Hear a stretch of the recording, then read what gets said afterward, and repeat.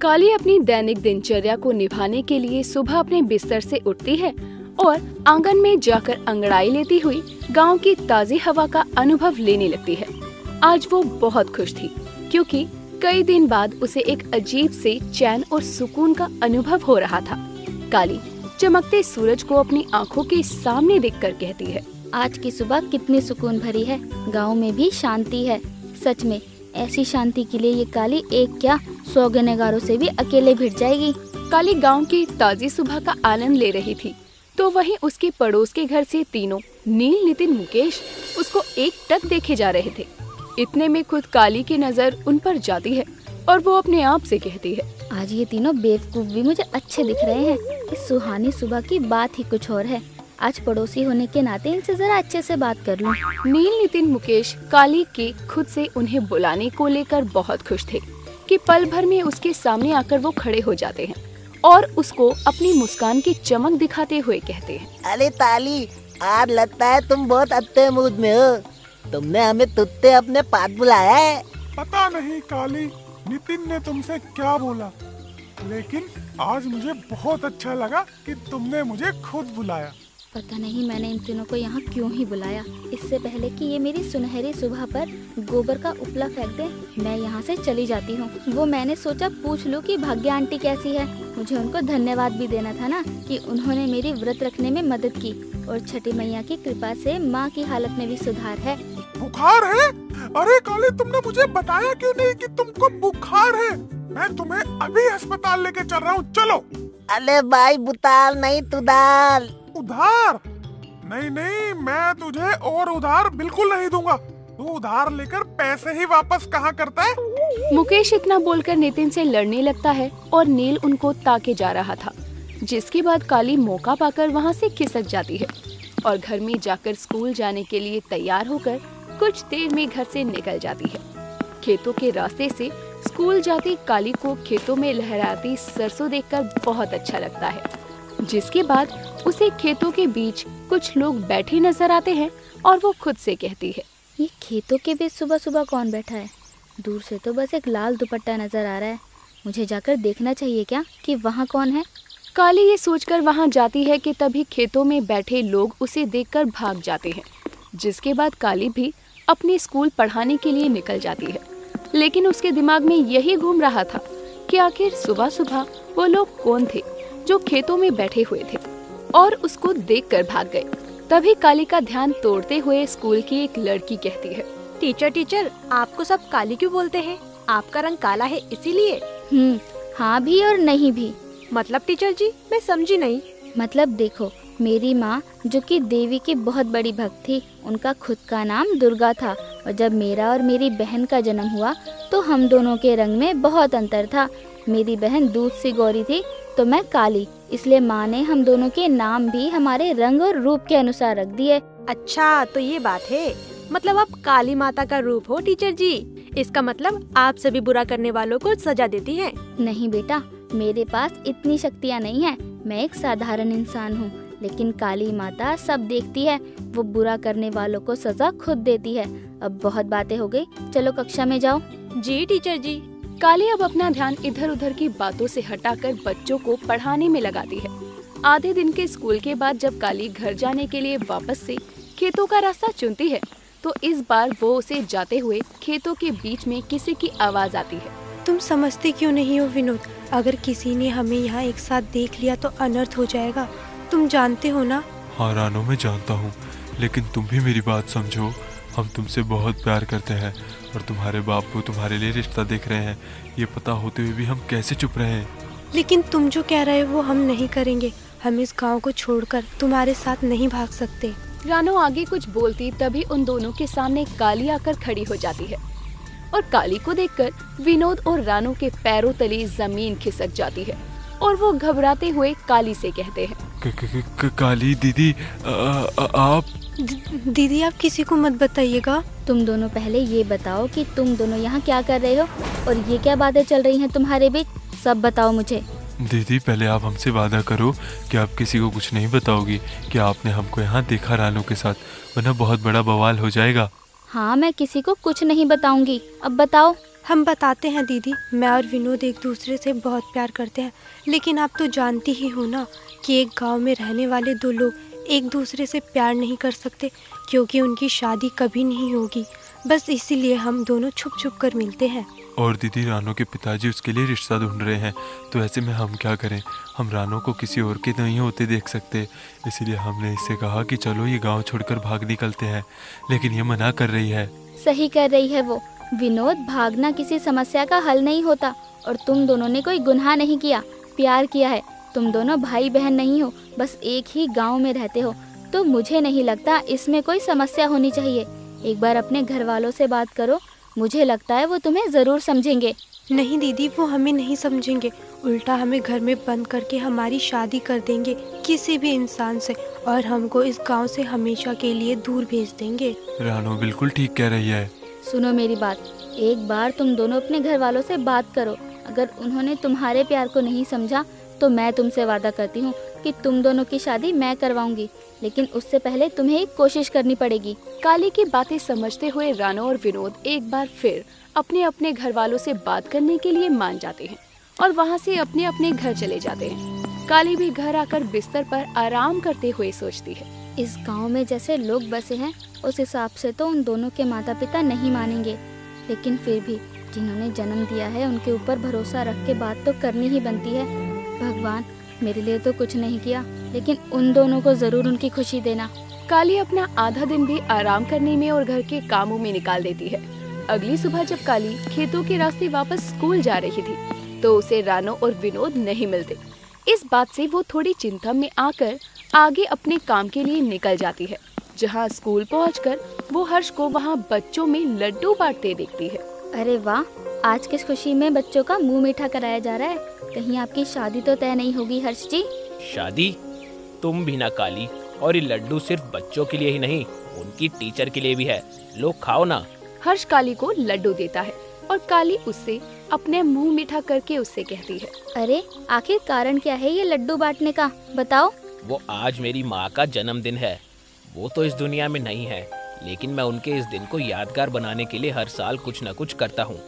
इस साल इस गांव में था तो सोचा माँ के नाम से बनवाए स्कूल में ही उनका जन्मदिन मनाया जाए। बहुत अच्छा किया। देखो ना बच्चे कितने खुश हैं। क्या मुझे हर्ष से विनोद और रानो के विषय पर बात करनी चाहिए? अरे बोलते बोलते कहाँ खो गई? वो हर्ष, मुझे तुमसे एक जरूरी बात करनी थी। मुझसे? क्या? यहाँ नहीं बता सकती। क्या तुम मुझे स्कूल के बाद मेरे घर पर मिल सकते हो? काली मुझे अपने घर बुला रही है, कहीं से मुझसे? नहीं हर्ष, ये क्या सोच रहा है तू? कहाँ खो गए? आप आओगे? हाँ जरूर आ जाऊंगा। चलो मैं चलता हूँ, तुमसे तुम्हारे घर मिलूंगा। हर्ष काली से विदा लेकर बाकी के बच्चों को लड्डू बांटने लगता है, तो वहीं काली बच्चों को पढ़ाने लगती है। स्कूल का काम खत्म करके काली अपने घर जाती है, जहाँ कुछ देर बाद हर्ष अपनी गाड़ी लेकर पहुँचता है।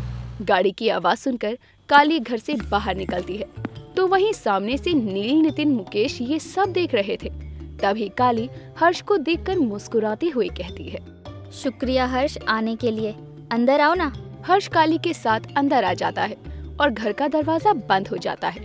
ये देखकर नील, नितिन, मुकेश भी भागे भागे काली के घर के बाहर आते हैं और कहते हैं, ए भगवान, ये ताली ये लत्ते थे तात दल में क्या तल रही है? तुम अपनी बकवास करते रहो। मुझे तो ये चिंता हो रही है कि काली ना जाने अपने घर में उस लड़के के साथ क्या कर रही होगी। अरे भगवान, ये मेला बेला भाई दिन तीत हो गया ना। मैं समझ लूंगा ताली भी मेली हो सकती है। ए आ ओ ए ओ ओ। तीनों भाई दरवाजे के बाहर कान लगाए खड़े थे, तो वहीं अंदर काली हर्ष को पानी देती हुई उससे कहती है, हर्ष, तुम्हें अजीब लगा होगा मैंने तुमको ऐसे घर पर बुलाया, लेकिन वो क्या है ना कि ये बात बाहर नहीं हो सकती थी। कहीं कोई सुन लेता तो समस्या खड़ी हो जाती। कोई नहीं काली, तुम बेझिझक बताओ क्या बात है। वो बात ये है कि गांव में एक काली हर्ष को कुछ बताती उससे पहले ही काली के दरवाजे पर खड़े नील, नितिन, मुकेश दरवाजे पर कान लगाकर बातें सुनने के चक्कर में सीधा घर के अंदर आ गिरते हैं। तुम तीनों खुद को संभालते हुए सीधे खड़े हो जाते हैं और बुत बनकर काली को देखने लगते हैं। तभी हर्ष उन तीनों को देखकर कहता है, तुम तीनों तो वही हो ना जो उस दिन मुझे काली के घर के बाहर मिले थे? जब मैं काली से मिलने आया था। तुम मिलने आए थे मुझसे? कब? अरे आया था, वो सब छोड़ो। ये तीनों यहाँ क्या कर रहे हैं? तुमने इनको भी बुलाया था क्या? मैं इन नमूनों को क्यों बुलाऊंगी? अरे ताली हम नमूने ही तई, लेकिन तुम ये बताओ लत्ते दे तात तुम अकेले दल में क्या कर रही थी? अब इन नमूनों को भी सब बताना पड़ेगा। खैर, इन पर इतना भरोसा तो कर ही सकती हूँ कि ये किसी और को नहीं बताएंगे। तुम तीनों मेरी बात सुनो। तुम तीनों नहीं, तुम चारों। काली अब हर्ष के साथ साथ नील, नितिन, मुकेश को भी विनोद और रानो के बारे में सब बताती है और कहती है, मुझे इस मामले में तुम सबकी मदद चाहिए। गांव में अगर कोई एक दूसरे से प्यार करे तो क्या वो गांव वालों के डर से साथ नहीं रह सकता? इनकी सोच इतनी छोटी है कि एक ही गांव में दो लोग एक दूसरे से प्यार नहीं करते, शादी नहीं कर सकते। अरे ये तो तलातल गलत है। अरे आते तो तुम्हारी और मेरी। क्या बोले? ना जाने ये लोग क्या बात कर रहे हैं, मुझे कुछ समझ में क्यों नहीं आता। काली, इनको छोड़ो और सुनो। देखो, जब से मैं इस गांव में आया हूँ मैंने इतना ही जाना है कि यहाँ के लोग रीति रिवाजों को लेकर कुछ ज्यादा ही सख्त है। इसलिए मुझे नहीं लगता कि ये बात लोग समझेंगे। मुझे तो डर है कि कहीं कुछ बुरा ना हो जाए। हर्ष, लेकिन मैं ऐसे हाथ पर हाथ धरे नहीं बैठ सकती। ये गलत है और गलत को होते देखकर भी मैं चुप रहूं? नहीं, मैं भगवान नहीं हूँ जो तमाशा देखूं। अरे भगवान तमाशा नहीं देखते, वो सही समय आने पर हमारी मदद जरूर करते हैं। मेरी जिंदगी में आज तक ऐसा कुछ नहीं हुआ। मुझे कहीं से ये महसूस नहीं हुआ कि भगवान ने कुछ अच्छा किया हो मेरे साथ। इसलिए मेरा मानना है जो करना है वो हमें खुद ही करना होगा। अच्छा, अभी तो कोई रास्ता नहीं है। मैं एक बार गांव के बड़े बुजुर्गों से बातों बातों में इस बारे में राय लेकर बताता हूँ। जब तक तुम खुद से कुछ नहीं करोगी, ठीक है? लेकिन अरे लेकिन वेकिन कुछ नहीं। काली, भरोसा रखो मुझ पर, मैं तुम्हारा साथ दूंगा। बस खुद से कुछ मत करना। ये ताली बाबू तो ऐसे तमदला है, देते इतना पति हो। ये जानता नहीं है, आतिल में ताली तो मुत्ते ही तादी तले दी। अले दब्बी वो तोत के तिला तल रही है, ताती भविष्य में मुत्ते तादी तलने तिले तो ही दिक्कत ना आए। ठीक है हर्ष, अच्छा अब तुम यहाँ से जाओ, वरना रानो और विनोद के लिए लड़ते लड़ते मेरे ऊपर बात ना आ जाए। ठीक है, हम जाते हैं। ओ हेलो, तुम चलो यहाँ से। अले हाँ ताले हैं, चलो भैया, बाय ताली, अपना ध्यान रखना। काली के घर से जाने के बाद हर्ष पूरी रात उसी बात के बारे में सोचता है। अगली सुबह काली जब स्कूल जाने के लिए निकलती है तो गांव के घरों में एक आदमी को लड्डू बांटते देखती है। भाग्य भी अपने घर के बाहर खड़े होकर लड्डू खा रही थी। तभी काली उसके पास जाकर उससे कहती है, भाग्य आंटी, ये किस बात के लड्डू बट रहे हैं गांव में? अरे तोहरे को कोनो खबर रहती है गांव की? ना जाने कहाँ भटकती रहती है। वो संजली बहन की बिटिया है ना रानो, उसका रिश्ता पक्का हो गया है। उसी खुशी में बांट रहे हैं ये लड्डू। मैं तो कहती हूँ तू भी कर दे हाँ शादी को। अच्छा, आपके बेटे से शादी करने के लिए? लेकिन आप जानती नहीं है क्या कि इस गांव के रिवाजों को, कि एक ही गांव के दो लोग आपस में शादी या प्रेम नहीं कर सकते। गांव के लोग मार देंगे आपको और आपके बेटों को। अरे ये बात हमरे दिमाग में काहे नहीं आई? इतनी बड़ी बात हम कैसे भूल गए? अरे हम तो मजाक कर रहे थे। तू भी ना बहुत जल्दी ही देसी बम की तरह फट पड़ती है। अच्छा अब जा, हमें बहुत काम है, हम भी घर जा रहे हैं। भाग्या वहाँ से अपने घर में चली जाती है। लेकिन भाग्या की बातें सुनकर काली अपने आप से कहती है, भाग्या आंटी भी इस बात के खिलाफ नहीं जाएंगी, ये तो मुझे पता चल गया। लेकिन अब जल्दी ही कुछ करना होगा। रानो का रिश्ता पक्का हो गया है, ये सुनकर विनोद कुछ गलत कदम ना उठा ले। काली स्कूल से अवकाश लेकर रानो से मिलने जाती है। काली उसी गांव की थी, इसीलिए रानो की माँ संजली उसको रानो से मिलने के लिए नहीं रोकती और उसको रानो के कमरे में भेज देती है, जहाँ जाकर काली रानो को देखकर कहती है, रानो ये सब क्या हुआ? तुम्हारा रिश्ता तय हो गया? तुमने अपने घर वालों से बात नहीं की क्या? काली दीदी, ये उसी बात का नतीजा है। माँ और बाबा को जब मैंने बताया कि मैं इसी गांव के एक लड़के को पसंद करती हूँ तो उन्होंने मुझे बहुत मारा और अब देखो मेरी बिना मर्जी के मेरा रिश्ता तय कर दिया है और मुझे इस कमरे से बाहर जाने भी नहीं दे रहे हैं। लेकिन विनोद, उसका क्या? उससे बात हुई तुम्हारी? दीदी विनोद का नाम मत लो, अभी तो मैंने बस इतना बताया था कि मैं इसी गांव के एक लड़के से बात करती हूँ तो बाबा ने मुझे यहाँ बंद कर दिया। अगर मैं बता देती कि वो लड़का विनोद है तो मेरे घर वाले उसे मार देते, इसलिए ऐसा कुछ ना हो तभी मैंने उसकी बात मान ली। कम से कम मेरे से दूर रहकर ही सही मेरा विनोद जिंदा तो रहेगा। लेकिन मुझे नहीं लगता वो शांत रहेगा, कहीं वो जल्दबाजी में कुछ गलत कदम ना उठा ले। दीदी आप उसको रोको ना, देखना वो कुछ ऐसा वैसा ना करे। मैं उससे बहुत प्यार करती हूँ, उसके लिए अपनी जान ले सकती हूँ, लेकिन उसकी जान जाते हुए नहीं देख सकती। काली और रानो की कुछ बातें रानो के कमरे के दरवाजे पर खड़ी संजली सुन लेती है, जो अंदर आकर काली का हाथ पकड़ते हुए उसको कहती है, तू यहाँ मेरी बेटी की दोस्त बनकर आई है और उसे हमारे खिलाफ भड़का रही है। चल निकल यहाँ से, वरना पूरे गांव में शोर मचवा दूंगी कि तू मेरी बेटी को भगाने के लिए उकसा रही है। माँ छोड़ो काली दीदी को। दीदी? अरे तेरे से उम्र में छोटी है ये, और बातें देखो इसकी। चल निकल जा यहाँ से काली, वरना अच्छा नहीं होगा। अच्छा तो आप अपनी बेटी के साथ नहीं कर रही? अरे जब उसकी खुशी किसी और के साथ है तो आप उसकी शादी जबरदस्ती क्यों करवा रही हैं? बेटी मेरी है, उसका अच्छा बुरा हम सोचेंगे। तू निकल यहाँ से। संजली काली को घर से धक्के देकर निकाल देती है और रानो को वापस से उसके कमरे में बंद करके बाहर से उससे कहती है, अब तू इस कमरे से बाहर तभी आएगी जब तेरी शादी होगी। काली रानो के घर के बाहर बेबस सी खड़ी थी और बहुत गुस्से में भी थी। उसको समझ नहीं आ रहा था कि वो आगे क्या करे। इतने में उसकी नजर सामने से आते विनोद पर जाती है। विनोद गुस्से में रानो के घर की तरफ बढ़ रहा था, लेकिन काली उसको घर के पास आने से पहले ही रोक लेती है और एक शांत जगह पर ले जाकर उससे कहती है, विनोद तुम ये क्या कर रहे हो? रानो के घर जा रहे थे तुम? पागल हो? जानते भी हो क्या हो सकता था। अब जो हो जाए काली दीदी, मुझे रानो से प्यार है और मुझे ये भी पता है ये जो हो रहा है उसके घर वालों की मर्जी से हो रहा है, इसमें उसकी मर्जी शामिल नहीं है। हाँ जानती हूँ, मैं अभी अभी उससे मिलकर आई हूँ, लेकिन तुम समझो, तुम ऐसे सीधा उसके घर जाओगे तो तुम्हारे और उसके लिए ये बात बनने की जगह बिगड़ जाएगी। थोड़ा इंतजार करो और मौका देखकर बात करने जाओ, वो भी छुप कर, ना कि ऐसे खुले में, वरना तुम अपने साथ साथ रानो को भी मुसीबत में डाल दोगे। सही कह रही हैं आप काली दीदी, मैं सही समय का इंतजार करता हूँ। शुक्रिया आपने मुझे रोक लिया।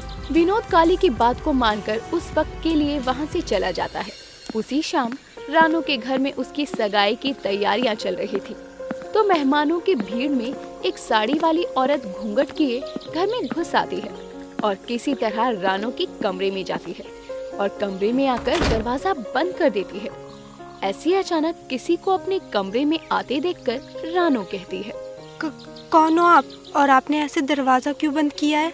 रानो के बोलते ही अंदर आई वो औरत अपने चेहरे से घूंघट हटाती है और रानो उसको देखकर दौड़ती हुई आती है और उसे गले से लगा लेती है। विनोद तुम आ गए, मुझे तो लगा था कि शायद मैं तुम्हें कभी नहीं देख पाऊंगी। ऐसे कैसे नहीं आता, तुम्हें भला किसी और का कैसे होने देता रानो। मैंने तुमसे प्यार किया है और अब मेरी जान भी चली जाए ना, मैं इस प्यार को निभाने से पीछे नहीं हटूंगा। तुम सही कह रहे हो, मैंने अपने घर वालों को बहुत मनाने की कोशिश करी। जब उनको मेरी खुशी की नहीं पड़ी तो मैं उनकी खुशी के लिए किसी अनजान इंसान से शादी क्यों करूं जिसे उन्होंने पसंद किया है। इसलिए विनोद मुझे यहाँ से ले चलो कहीं दूर। हाँ अब तुम तैयार हो तो हमारे पास यही रास्ता है। ये लोग हमारे प्यार को नहीं समझेंगे, इसलिए हमारे यहाँ से दूर जाना ही बेहतर है। विनोद खिड़की के रास्ते रानो को वहाँ से भगाने लगता है, लेकिन तभी दरवाजे से रानो की माँ संजली आने को होती है, पर दरवाजा अंदर से बंद होने के कारण वो बहुत देर तक दरवाजा बजाती है। लेकिन रानो के दरवाजा ना खोलने पर संजली अपने पति रघुवेंद्र के पास जाकर कहती है, सुनिए जी, रानो ने अपना कमरे का दरवाजा बंद कर लिया है। बहुत देर से खटखटा रहे हैं, खोल नहीं रही। हमको तो कुछ सही नहीं लग रहा है। अगर तुम्हारी बिटिया ने हमारी नाक कटवाने का कोई भी काम किया ना तो सच कहते हैं जिंदा जला देंगे उसको। चलो। रघुवेंद्र दरवाजे को खोलने की कोशिश करता है, लेकिन दरवाजा ना खोलने पर वो कुछ लोगों को बुलवाकर दरवाजा तोड़वा देता है और अंदर जाने पर पता चलता है कि रानो भाग चुकी है। इस बात से गुस्से में आया रघुवेंद्र अपने कुछ आदमियों को रानो को ढूंढने भेजता है।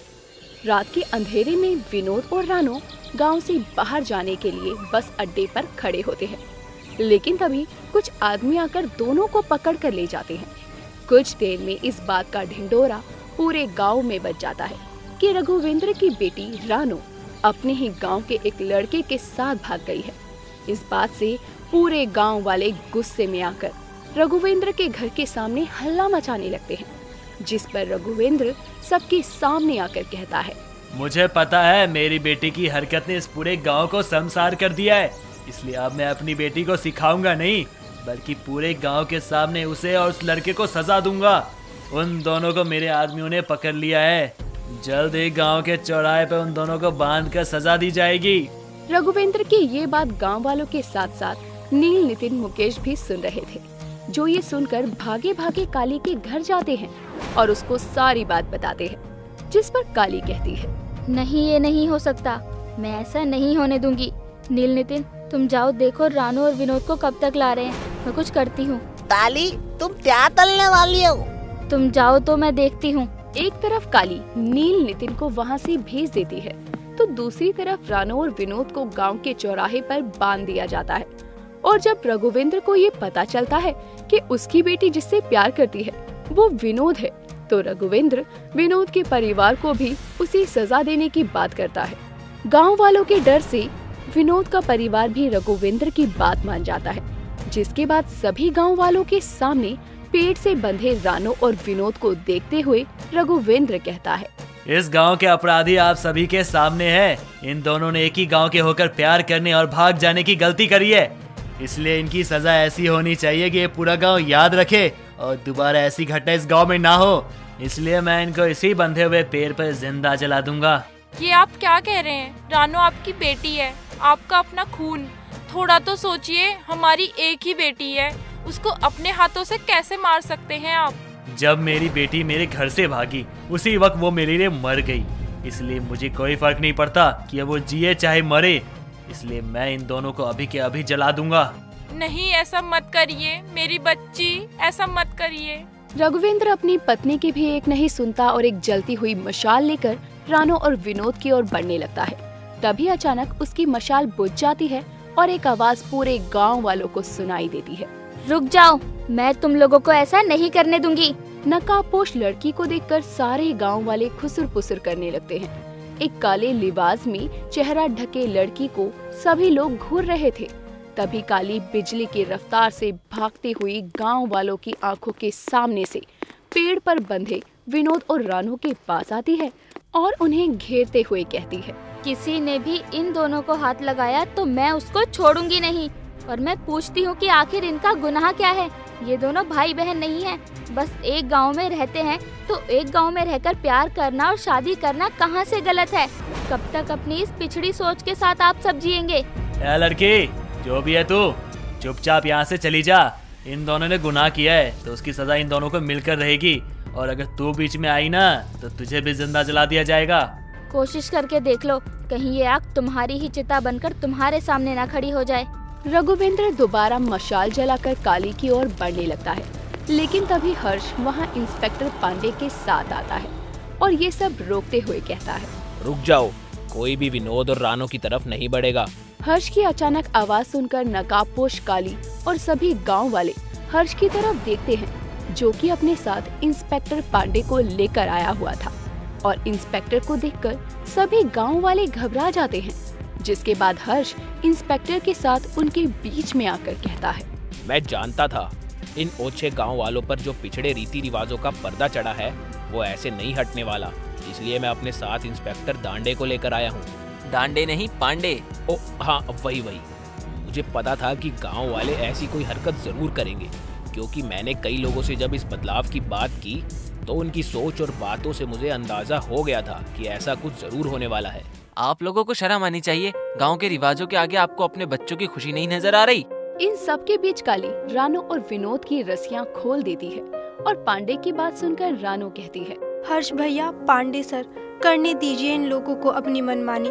जब इनको अपनी बच्चों की खुशी नजर नहीं आ रही तो यही सही, अगर हम दोनों को जलाकर ये खुश है तो यही सही। इन लोगों ने जरा नहीं सोचा कि हमको इनके खिलाफ जाना होता तो हम कब का यहाँ से भाग जाते, लेकिन हमने घर में बताने की और इनको मनाने की कोशिश की, लेकिन उन्होंने हमारी एक ना सुनी। प्यार करना कोई गुनाह नहीं है और अपने प्यार के साथ जिंदगी बिताने के सपने देखना भी कोई जुर्म नहीं है, लेकिन अगर इन गांव वालों को मंजूर नहीं है तो ठीक है। अगर ये लोग हम दोनों को साथ जीने नहीं देंगे तो फिर हम दोनों को मार ही दो। तुम दोनों को कोई नहीं मारेगा, समझे तुम दोनों? ये नकाबपोश लड़की सही कह रही है रानो विनोद, मैं ये नहीं होने दूंगा। तुम दोनों की शादी मैं करवाऊंगा और अगर किसी ने बीच में आने की कोशिश की तो उसे उम्र भर जेल की हवा खानी होगी। और आप सभी गांव वाले ध्यान से सुन लो, ये दोनों बच्चे बालिग हैं। अगर किसी ने भी इनको शादी करने से रोका तो उन पर कानूनी कार्रवाई होगी। जेल की बात सुनकर सभी गांव वाले डर जाते हैं और रानो का साथ देते हुए भाग्या भी भीड़ से आगे निकलकर कहती है, सही कह रहे हो इंस्पेक्टर पांडे, और ये काले कपड़े वाली लड़की भी। अरे बच्चों की खुशी से बढ़कर माँ बाप के लिए कछु नहीं होना चाहिए। मैं तो इस रिवाज के खिलाफ हूँ। सही है, अगर ये रिवाज हट गया तो मेरे बेटों में से किसी की शादी भी काली से हो पाएगी। सभी गांव वाले भाग्या की हाँ में हाँ मिलाते हुए रानो और विनोद के प्यार को स्वीकारने को कहते हैं, जिसके बाद कहीं न कहीं रघुवेंद्र को भी अपनी गलती का पछतावा होता है और वो अपनी बेटी के सामने हाथ जोड़कर कहता है, बेटा मुझे माफ कर दे। मेरी छोटी सान और इस खोखले रीति रिवाजों के चक्कर में मैंने अपनी बेटी की खुशी नहीं देखी, उसे मारने को आतुर हो गया। मुझे माफ कर दे, मेरे जैसे बाप का ना होना ही ठीक है। बाबा, आपको अपनी गलती समझ आ गई। मुझे और कुछ नहीं चाहिए, लेकिन कृपया कर आप मेरे और विनोद के रिश्तों को अपनी मंजूरी दे दो। मुझे अपने इस रिश्ते में आपका आशीर्वाद भी चाहिए। जरूर बिटिया, अब ये बाप खुद रीति रिवाजों के साथ तुम दोनों की शादी करवाएगा और ये मेरा वादा इस पूरे गांव वालों के सामने। रानो और विनोद का मामला सुलझने पर पांडे काली के पास आता है और उससे कहता है, शुक्रिया लड़की, अगर तुम इन गांव वालों को रोक के नहीं रखती तो आज 2 मासूम जान चली जाती। वैसे तुम हो कौन और तुम्हारा नाम क्या है और तुमने अपना चेहरा इस नकाब में क्यों छुपा रखा है? वो देखिए, वो अम्मा आपको बुला रही है। कहाँ? कोई भी तो नहीं बुला रहा। अरे ये कहाँ गई? पांडे जैसे ही पलट कर देखता है तो काली वहाँ से जा चुकी थी, जिसके बाद पांडे बस उसे ढूंढता रह जाता है और आखिरकार काली ने फिर से 2 मासूम जान बचाकर 2 दिलों को एक करवा दिया था और किसी की नजरों में भी नहीं आई।